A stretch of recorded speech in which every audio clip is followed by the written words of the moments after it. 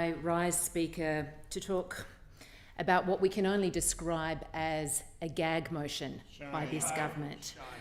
An attempt, a panicked attempt at that, to stifle debate, to gag debate on a bill that, let's face it, they were never planning to pass. One that was introduced in this place 6 months ago, kicked down the road to a committee, but at least there was a possibility in that committee that we could strengthen the bill, satisfy the government. Environmental groups were hoping that you were going to do that.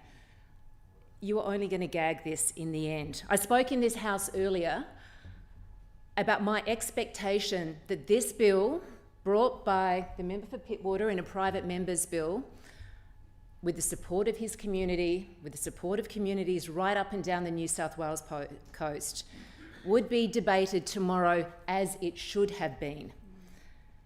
And I said, this government should allow that process to happen. But surprise, surprise, here we are. The opposition received a notice about a potential suspension of standing orders just over half an hour ago. This is not due process. This is not justice for coastal communities. This is a gag order, plain and simple, and proof, if you ever needed it, that Labor had no intention of supporting coastal communities, no intention to have a real and considered debate about offshore oil and gas. I'll go, first of all, to the composition of the committee. 3 Labor members, a stacked committee. Again, that goes to the intention we were never going to have a debate. Order. Order. All members.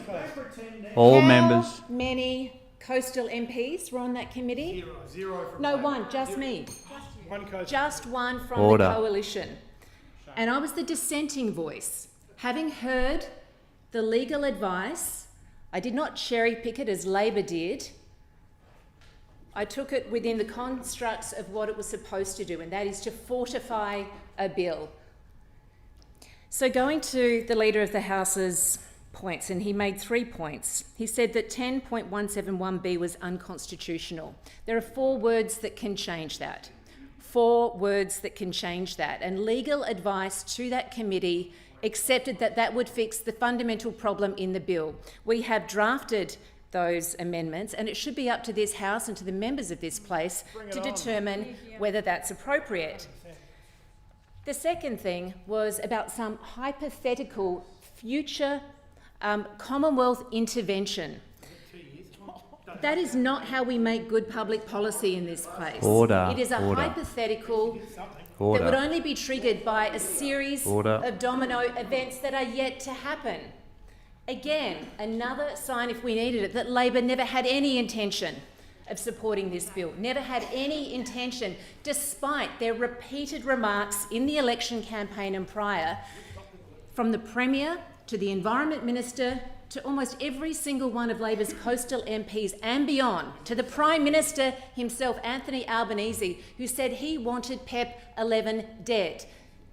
Here's an opportunity for members of this House, those that have spoken out of one side of their mouth and acted in another, to make things right for their communities. To listen to the communities that have said they do not want offshore oil and gas. And look at it, right on the front of the committee report. Oh, an oil rig. Oh, wow. An oil rig. No one wants that. The Labor members in this place have said they do not want that. Yeah, well done. But the other thing they don't want is justice. They do not want debate. They want to gag members of this House. So I'd say to those considering this motion today, think about the real intentions of this Minns Labor government, who says one thing and does another, who breaks election promises, who seeks to stifle debate in this House. It is outrageous, and you should be held to account for this. Coastal communities will be furious. Environmental groups will be furious if you attempt to kick this can down the road again. You've done it once, you've done it twice, where will it end up? This is just time being found by a weak and panicked government to come up with more excuses to allow offshore oil and gas. And I ask people in this place to vote against it and do the right thing by the citizens of New South Wales.